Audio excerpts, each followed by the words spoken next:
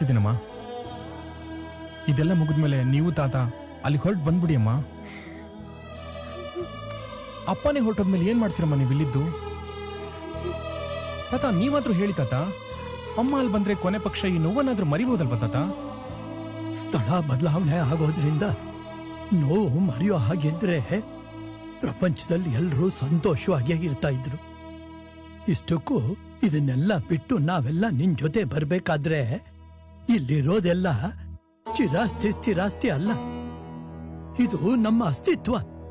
ನಿನ್ ತಂದೆ ತೀರ್ಕೊಂಡು ಇನ್ನು 3 ದಿನ ಆಗಿಲ್ಲ. ಮಾಡಬೇಕಾದ ಕರ್ಮಗಳೆಲ್ಲ ಬಿಟ್ಟು ಹೊರಟು ನಿಂತಿದ್ಯಲ್ಲ. ಅಲ್ಲಿ ಸ್ಯಾಟಲೈಟ್ ಲಾಂಚಿಂಗ್ ಇದೆ ತಾತ, ನಾನು ಹೋಗ್ಲೇಬೇಕು. ನೋಡಪ್ಪ, ಪಿತೃವಾಕ್ಯ ಪರಿಪಾಲನೆಗೋಸ್ಕರ ಕಾಡಿಗೆ ಹೋದ ಶ್ರೀರಾಮನ ಹಾಗೆ ನೀನಾಗ್ಲಿಲ್ಲ.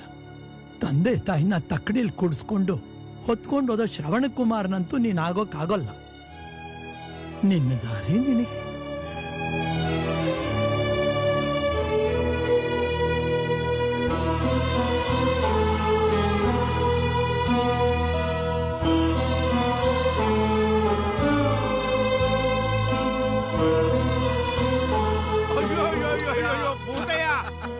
ಸಂತೋಷ ಸುದ್ದಿ. ಇಷ್ಟು ವರ್ಷ ನಿನ್ನ ಶತ್ರು ಕಾಡ್ತಾ ಇದ್ದ ಆ ಪರಮೇಶ್ವರ ಭಟ್ಟ ಅಷ್ಟೇ ಅಲ್ಲ, ಅವನು ನಂತರ ಉತ್ತರಾಧಿಕಾರಿ ಆಗ್ಬೇಕಾಗಿದ್ದ ಅವನು ಮೊದಲನೇ ಮಗ ನನಗಿದೆಲ್ಲ ಆಗ ಬರ್ಲಾ ಅಂತ ಹೇಳಿ ಮಾರಿನ್ ಹೊಂಟೋದ. ಇಂಥ ಒಳ್ಳೆ ಅವಕಾಶ ನಮ್ ಕೈ ತಪ್ಪಿ ಹೋಗೋದಕ್ಕೆ ಮುಂಚೆ ಬಾಚಿ ತಪ್ಕೋಬೇಕು. ಹೌದು.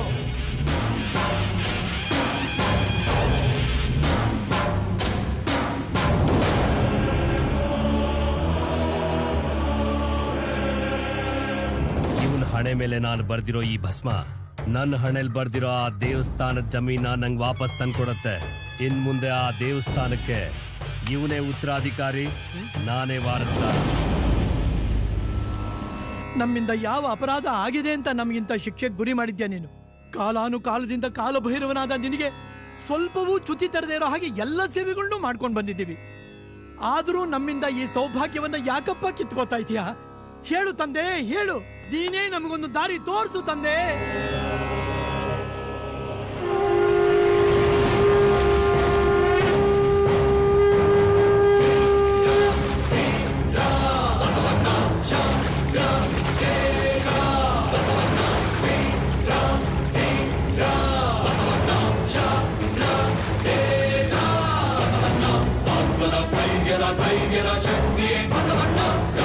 ಶಾಂತಿಯ ಧರ್ಮದ ದೀಕ್ಷೆ ಬಸವಣ್ಣ, ಆತ್ಮದ ಸ್ಥೈರ್ಯದ ಧೈರ್ಯದ ಶಕ್ತಿಯೇ ಬಸವಣ್ಣ.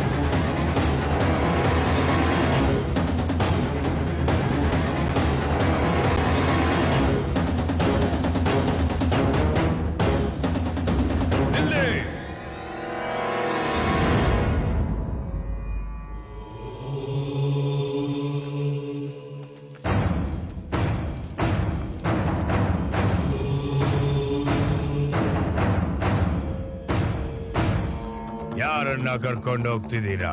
4 ವರ್ಷದಿಂದ ಇದೇ ದೇವಸ್ಥಾನದಲ್ಲಿ ಸಹಾಯಕ ಅರ್ಚಕನಾಗಿ ಕೆಲಸ ಮಾಡಿರೋ ಇವನನ್ನ ಮುಖ್ಯ ಅರ್ಚಕನನ್ನಾಗಿ ನೇಮಿಸ್ತಾ ಇದ್ದೀವಿ. ಅಲಕ್, ಅದರ ಬಾಧ್ಯತೆ ಇವರ ಮನೆತನಕ್ಕೆ ಸೇರಿದ್ದು. ಆ ಮಂತನದ ಮಗ ಅನ್ನೋ ಒಂದೇ ಕಾರಣಕ್ಕೋಸ್ಕರ ತಲೆ ಬೋಡಿಸ್ ಕರ್ಕೊಂಬಂದ್ಬಿಟ್ರೆ ಅರ್ಚಕನಾಗೋದಕ್ಕೆ ಒಂದು ಯೋಗ್ಯತೆ ಬೇಡ? ನಾನೇ ವಾರಸ್ತಾರ ಅಂತ ಬಂದಿಲ್ಲಿ ಪಾಲ್ ಕೇಳೋದಿಕ್ಕೆ ಇದ್ಯಾವುದೋ ಪಿತ್ರಾರ್ಜಿತ ಆಸ್ತಿ ಅಲ್ಲ. ಬರೀ ಆಸ್ತಿ ವಿಷಯ ಆಗಿದ್ರೆ ಬಿಟ್ಬಿಡ್ತಿದ್ದೆ. ಇದು ಆಸ್ತಿಕತ್ವ, ನಮ್ಮ ವಂಶಸ್ಥರ ಅಸ್ತಿತ್ವ. ಆ ಸ್ಥಾನಕ್ಕೆ ಬರೋದಕ್ಕೆ ನಿನ್ ಏನ್ ಪಾಂಡಿತ್ಯ ಇದೆ, ಏನ್ ಯೋಗ್ಯತೆ ಇದೆ? ಏನ್ ಬೇಕೋ ಕೇಳಿ. ಹಾಗೋ ಗುರುಗಳೇ, ಎಲ್ಲರ ಸಮ್ಮುಖದಲ್ಲಿ ಒಂದು ಪರೀಕ್ಷೆ ನಡೆದೋಗ್ಲಿ, ಗೊತ್ತಾಗುತ್ತೆ ಆವಾಗ.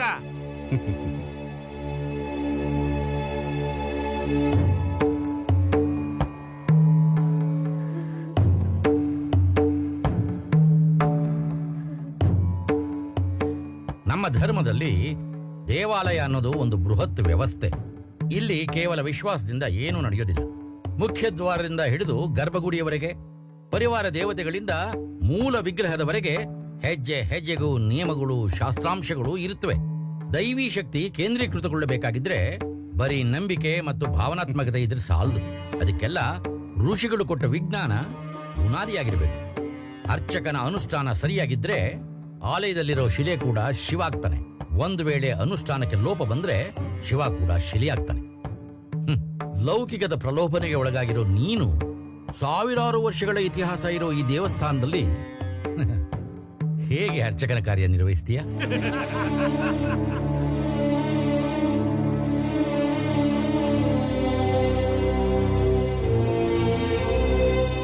ನಾನು ನನ್ನ ಧರ್ಮಕ್ಕೆ ಅಪಚಾರವಾಗುವಂತ ಯಾವ ಕೆಲಸನೂ ಮಾಡಿಲ್ಲ.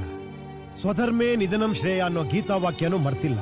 ನಿತ್ಯಾನುಷ್ಠಾನಕ್ಕೆ ಯಾವ ಲೋಪನೂ ಬರೆದಿರೋ ಹಾಗೆ ನಡೆಸ್ಕೊಂಡು ಹೋಗ್ತೀನಿ ಅಂತ ನಿಮ್ಮೆಲ್ರಿಗೂ ನಾನು ಭಾಷೆ ಕೊಡ್ತೀನಿ. ಸಂತೋಷ. ಶಾಸ್ತ್ರಜ್ಞಾನವೇ ಇಲ್ಲದ ನೀನು ಅರ್ಚಕತ್ವದ ನಿರ್ವಹಣೆ ಹೇಗ್ ಮಾಡ್ತೀಯ? ಭಗವದ್ಗೀತೆಯಲ್ಲಿ ಶ್ರೀಕೃಷ್ಣ ತಸ್ಮಾತ್ ಶಾಸ್ತ್ರಂ ಪ್ರಮಾಣಂತೆ ವರ್ತತೆ ಕಾಮಕಾರ್ತ ಅಂತ 14ನೇ ಅಧ್ಯಾಯದಲ್ಲಿ ಹೇಳಿದಾನೆ. ಶಾಸ್ತ್ರ ಪ್ರಮಾಣ ಇಲ್ಲದೆ ಇಷ್ಟ ಬಂದಾಗ ವರ್ತಿಸಬಾರ್ದು ಅಂತ ಭಗವಂತನ ಮಾತು ಗೊತ್ತಿದ್ಯಾ? ಅದು 14ನೇ ಅಧ್ಯಾಯ ಅಲ್ಲ, 16ನೇ ಅಧ್ಯಾಯ 23ನೇ ಶ್ಲೋಕ. ಯಚ್ಚಾ ಶಾಸ್ತ್ರವಿಧಿ ಮುತ್ಸಂಜೆ ವರ್ತತೆ ಕಾಮಕಾರತಃ ನ ಸಿದ್ಧಿ ಮವಾಪ್ನೋತಿ ನ ಸುಖಂ ನ ಪರಾಂಗತಂ ಅಂತ.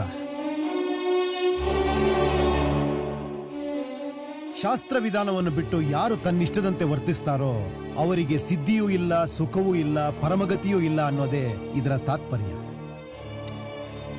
ಇನ್ನು 24ನೇ ಶ್ಲೋಕ. ತಸ್ಮಾತ್ ಶಾಸ್ತ್ರಂ ಪ್ರಮಾಣಂತೆ ಕಾರ್ಯಕಾರ್ಯ ವ್ಯವಸ್ಥಿತೌ ಜ್ಞಾತ್ವಾ ಶಾಸ್ತ್ರಂ ವಿಧಾನೋಕ್ತಂ ಕರ್ಮಕರ್ತೃಂ ನಿಹರ್ವಸಿ. ಇದರ ಭಾವಾರ್ಥ ಏನ್ ಮಾಡಬೇಕು ಏನ್ ಮಾಡಬಾರ್ದು ಅನ್ನೋದನ್ನ ಶಾಸ್ತ್ರೋಕ್ತವಾಗಿ ಪ್ರಮಾಣ ಮಾಡಬೇಕು. ಸಂವಿಧಾನದಿಂದ ಗೊತ್ತಿದ್ದೋ ಗೊತ್ತಿಲ್ದೇನೋ ಕರ್ಮ ಮಾಡಬಾರ್ದು ಅನ್ನೋದೇ ಗೀತೆಯಲ್ಲಿ ಪರಮಾತ್ಮ ಹೇಳಿರೋ ಸತ್ಯ. ಅದ್ಸರಿ, ಆಲಯ ಕರ್ಮಕ್ಕೆ ಯಾವ ಶಾಸ್ತ್ರ ಪ್ರಮಾಣವಿದೆ ಅನ್ನೋದು ನಿನಗೆ ಗೊತ್ತಿದೆಯಾ? ಆ ಶಾಸ್ತ್ರದಲ್ಲಿ ಮುಖ್ಯವಾಗಿ 3 ವಿಧಿಗಳಿದೆ: ನಿಗಮ, ಆಗಮ, ಸ್ಮೃತು. ನಿಗಮಗಳು ಅಂದ್ರೆ ವೇದಗಳು, ಆಗಮ ಅಂದ್ರೆ ಧರ್ಮಶಾಸ್ತ್ರ, ಸ್ಮೃತು ಅಂದ್ರೆ ಮಂತ್ರ, ತಂತ್ರ, ವಿಜ್ಞಾನ. ಆಲಯ ನಿರ್ಮಾಣ, ಪ್ರತಿಷ್ಠಾಪನೆ, ಅರ್ಚನೆ ವಿಧಿವಿಧಾನಗಳು ಆಗಮಶಾಸ್ತ್ರದ ಪ್ರಕಾರನೇ ನೆರವೇರಬೇಕು. ನಿಗಮ ಮಂತ್ರ ಪ್ರಯೋಗಗಳು ಆಗಮ ಪ್ರಕಾರನೇ ಇರಬೇಕು. ಯಾವ ಆಗಮಶಾಸ್ತ್ರದ ಪ್ರಕಾರ ಆಲಯ ನಿರ್ಮಾಣ ಆಗಿದೆಯೋ ಆ ವಿಧಾನದ ಪ್ರಕಾರನೇ ಅರ್ಚನೆ ನಡೀಬೇಕು. ನಮ್ಮ ಆಲಯ ಶೈವಾಗಮನಾಲಯದ ಪ್ರಕಾರ ನಿರ್ಮಿತವಾಗಿದೆ. ಶೈವಾಗಮನಾಲಯದಲ್ಲಿ ಮುಖ್ಯವಾಗಿ 28 ಪ್ರಕಾರಗಳಿವೆ: ಕಾರಣಕಾಮಿಕ, ಯೋಗಂಚಿಂತ್ಯ, ದೀಪ್ತ, ಸೂಕ್ಷ್ಮ, ಸಹಸ್ರ ಮುಂತಾದವುಗಳು. ನಮ್ಮ ಮಂದಿರ ಕಾರಣಗಮ ಪದ್ಧತಿಯಲ್ಲಿದೆ. ಅದಕ್ಕೆ ಅಮ್ಮನವರ ಆರಾಧನೆ ಹಾಗೂ ಶ್ರೀಚಕ್ರಾರ್ಜನ ಮಾತ್ರ ಶ್ರೀವಿದ್ಯಾ ಸಂಪ್ರದಾಯದ ಪ್ರಕಾರವೇ ನೆರವೇರಬೇಕು. ಶೈವದ ಪ್ರಕಾರ ಪಂಚಬ್ರಹ್ಮ ಅಂದ್ರೆ ಯಾರು? ಶಿವನ 5 ಮುಖಗಳೇ ಪಂಚಬ್ರಹ್ಮ. ಅವುಗಳ ಹೆಸರೇ ಸದ್ಯೋಜಾತ, ವಾಮದೇವ, ಅಘೋರ, ತತ್ಪುರುಷ, ಈಶಾನ.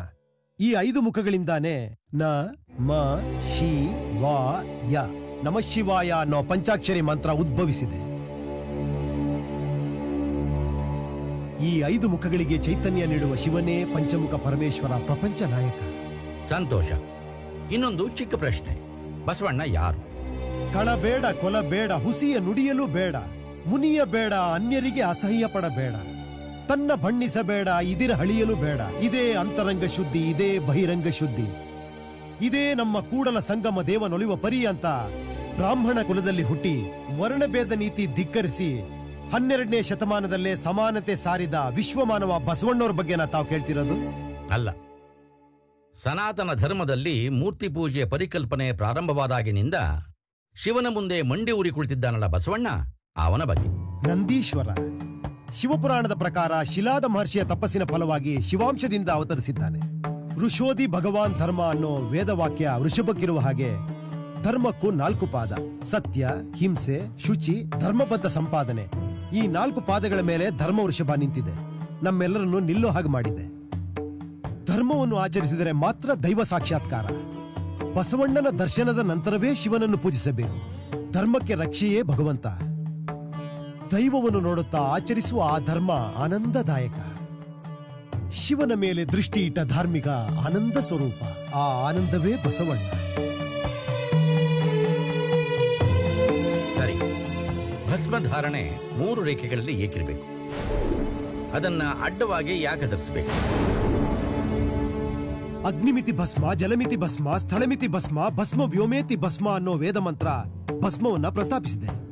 ಅಗ್ನಿಸಾರ ಭಸ್ಮ ವರ್ಚಸ್ಸನ್ನ, ತೇಜಸ್ಸನ್ನ, ಐಶ್ವರ್ಯ, ರಕ್ಷಣೆ, ಪವಿತ್ರತೆ, ಶಾಂತಿನ ನೀಡುತ್ತೆ. ಭಸ್ಮ ಭಾಸನಾತ್ ಭಸಿತಂ ಪ್ರೋಕ್ತಂ ಭಕ್ಷ ಕಿಲ್ಪಶ ಭಕ್ಷಣಾತ್ ಅನ್ನೋದು ಸ್ಮೃತವಾಕ್ಯ. ಪ್ರಕಾಶ ಸ್ವರೂಪ ಪಾಪನಾಶನ ಭಸ್ಮ. ಓಂಕಾರದಲ್ಲಿ ಅಕಾರ ಉಕಾರ ಮಕಾರಗಳಿಗೆ, ಋಗ್ ಯಜುರ್ ಸಾಮವೇದಗಳಿಗೆ, ಬ್ರಹ್ಮ ವಿಷ್ಣು ಮಹೇಶ್ವರರಿಗೆ ಪ್ರತೀಕವಾಗಿ ಭಸ್ಮವನ್ನು 3 ರೇಖೆಗಳಲ್ಲಿ ಧರಿಸುತ್ತಾರೆ. ಹಣೆ ಬರಹವನ್ನು ಕೂಡ ಶುಭವಾಗಿ ಪರಿವರ್ತಿಸುವ ಶಕ್ತಿ ಭಸ್ಮಕ್ಕಿದೆ. ವ್ಯಾಪಕತ್ವಕ್ಕೆ ಸಂಕೇತವಾಗಿ ಲಲಾಟ ರೇಖೆಗಳಿಗೆ ಪ್ರತೀಕವಾಗಿ ಭಸ್ಮವನ್ನು ಅಡ್ಡವಾಗಿ ಧರಿಸುತ್ತಾರೆ. ಧರ್ಮಸ್ಯ ಜಯೋಸ್ತು ಅಧರ್ಮ ನಾಶೋಸ್ತು. ಶಿವೋ ರಕ್ಷಿತೋ ಶಂಭೋ ಶಂಕರ ಹರ ಹರ ಮಹಾದೇವ್.